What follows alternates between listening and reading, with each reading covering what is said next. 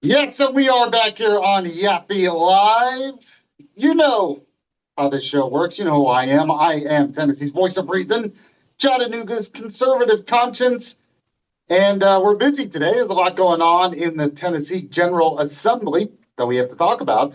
And we really do it every Thursday with our good friend Brandon Lewis, who is the founder of the Tennessee Conservative. And you can read his stuff, TennesseeConservativeNews.com. Really the best place to go when it comes to keeping up with what's going on in the legislature. Brandon, how are you today, sir? Man, I'm great. I don't think your audience understands that they are likely better educated on what goes on in their state government than 99.99% of I believe it. Tennesseans because they know something, right? And so this is an awesome opportunity, and I'm glad to be here. Yeah, and I mean, really, one of the reasons I'm better educated is because of your site. I just have to say, I mean, you keep up with it. It's kind of amazing how a lot of the mainstream press they they don't. I mean, you go to like Tennessean.com, it's like barely anything in there, unless there's something they can frame it to be bad against Republicans. That's about it. Yes, It's usually yes. how it works. Unless it's super liberal or they're going to bash a conservative bill Yeah, that GOP primary voters would right. love. That's about all you ever see out of the mainstream media. They're not there to educate. They're there to intimidate, indoctrinate, and to stir up their base. All right, so let's talk about some of the stuff going on. Obviously, immigration enforcement has been a big deal in the General Assembly this year. It's been a big deal around the country. And one of the things you have that you're talking about, one of your articles, is that the Republican One America Act would grant illegal aliens opportunity to legally re-enter Tennessee. What is going on? What's going on here, Brandon?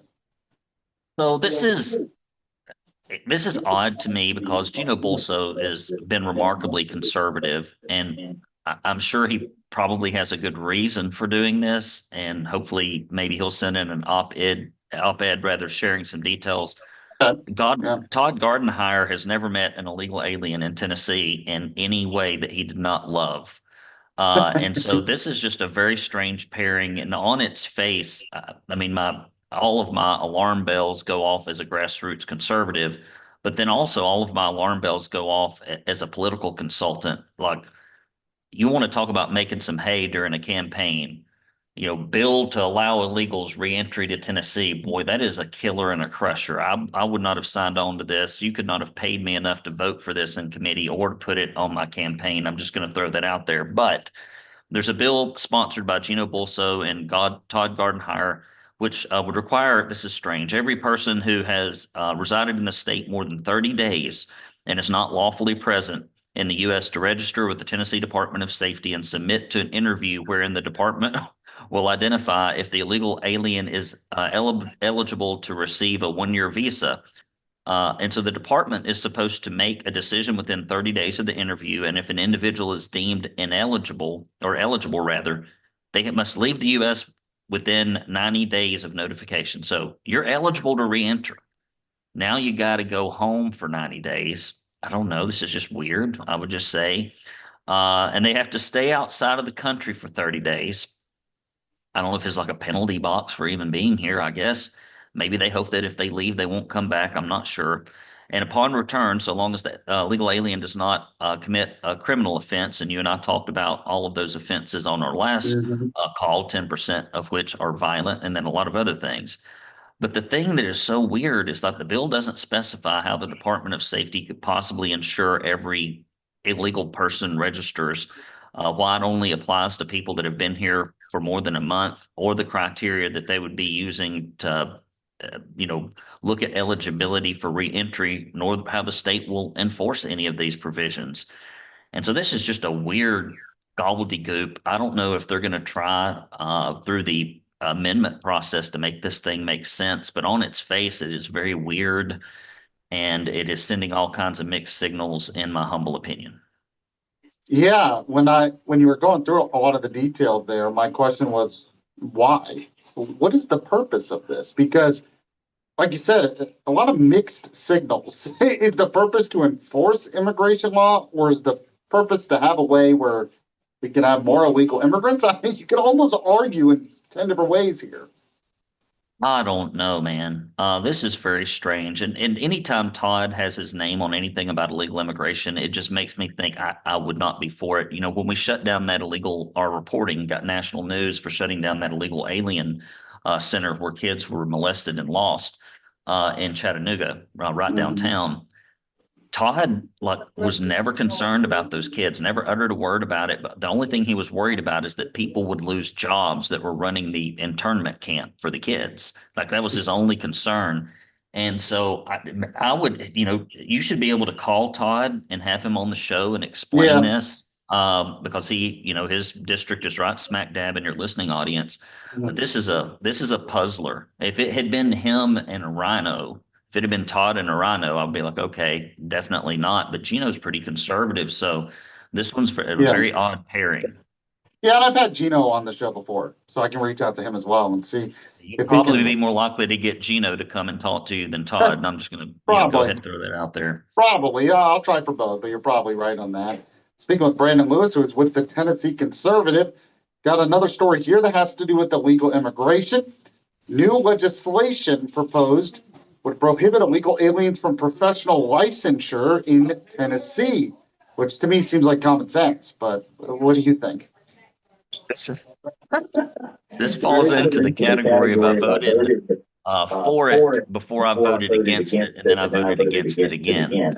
Because in 2022, Governor Lee signed a bill that allowed illegal aliens to obtain professional and commercial licenses, and the vast majority of Republicans voted against it. And it was so damaging from a campaign standpoint that I can't remember last year or the year before, they quietly unvoted it unceremoniously, so it went away. And this new legislation that's filed would prohibit illegal aliens from obtaining professional licenses in certain fields. This is by Mark Cochran, and this would be licensed contractors, realtors, educators, and other career fields. I think this is one of the good ones. This is in the realm of it's really demagnetizing the state, because if you look at these categories, licensed contractors in particular, that's a big deal.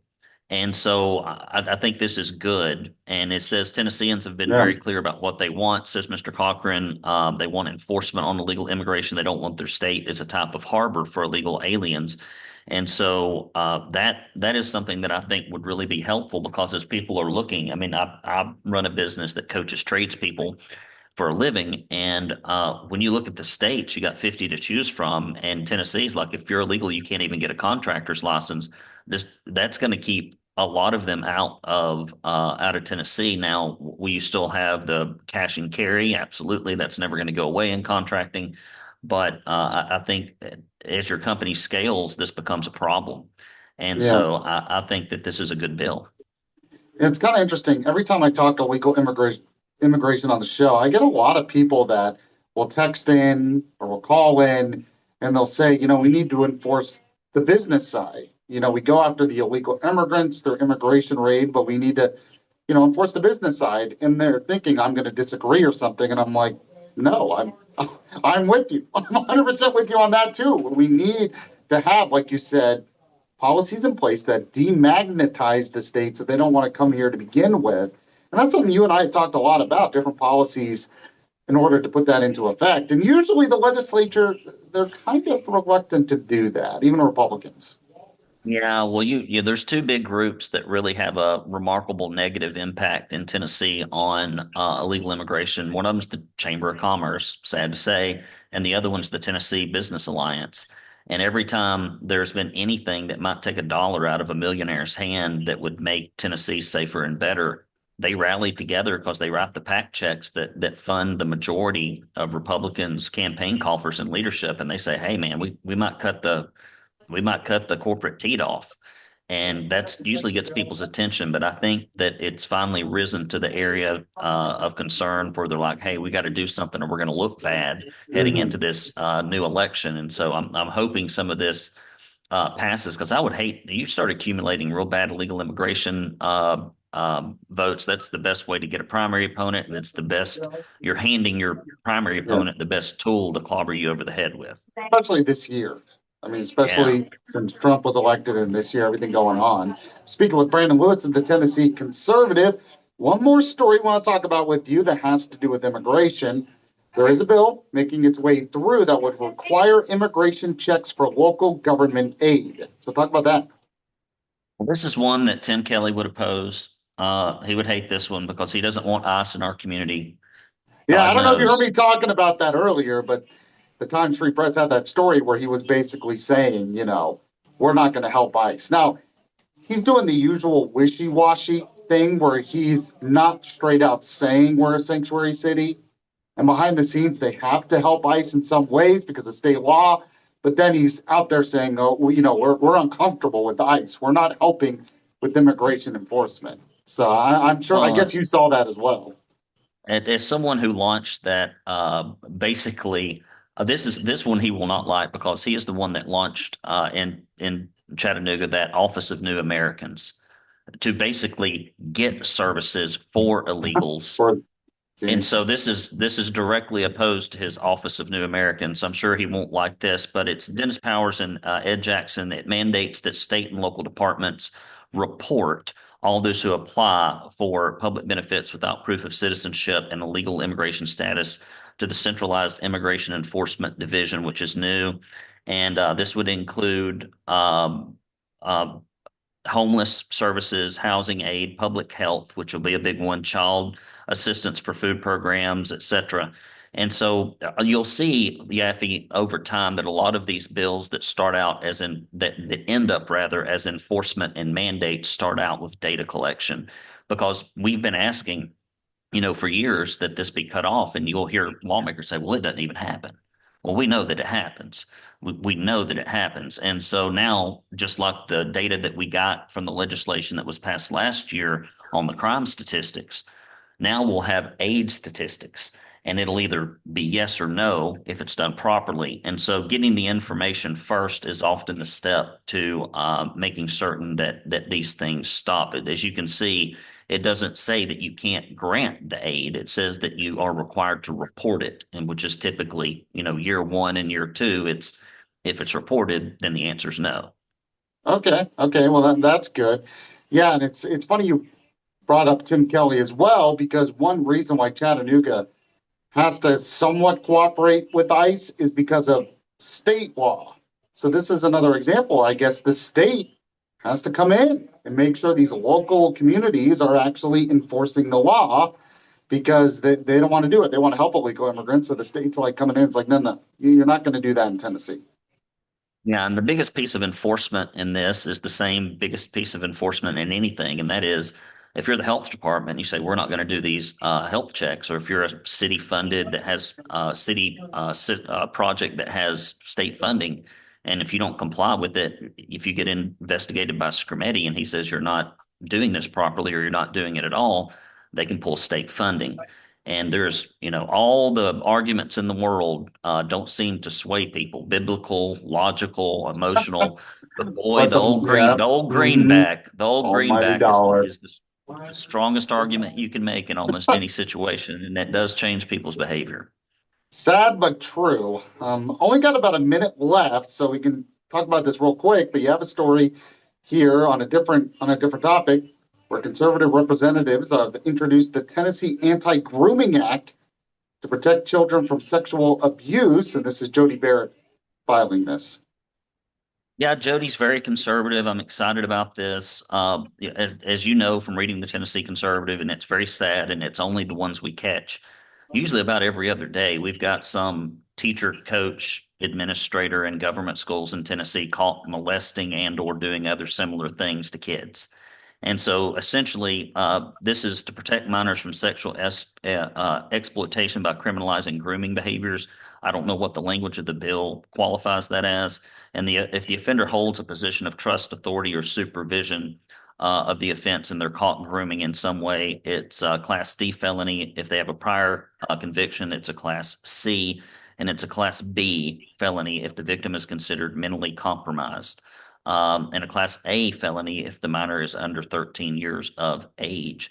And so I don't know. I've got a friend in closing that runs a company that helps education organizations spot this type of activity and do background checks before it happens.